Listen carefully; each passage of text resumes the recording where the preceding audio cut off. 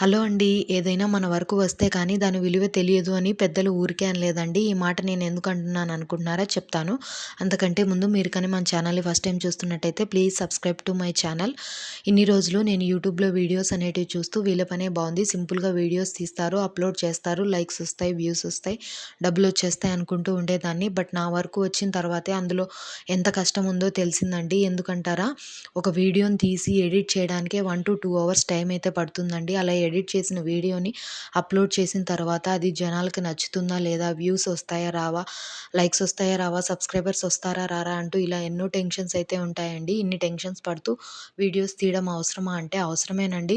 మనకంటూ ఒక గుర్తింపు రావాలంటే మనకు తెలిసిన తోచిన ఏదో ఒక పని అయితే చేసుకోవాలి కదా! అందుకేనండి నేను యూట్యూబ్ ఛానల్ అనేది స్టార్ట్ చేశాను. అప్పుడప్పుడు పెద్ద యూట్యూబర్స్‌నే కాకుండా మాలాంటి చిన్న చిన్న యూట్యూబర్స్‌ని కూడా లైక్ చేసి సపోర్ట్ చేయండి. అంతేనండి ఈ వీడియో. ఈ వీడియో కానీ మీకు నచ్చితే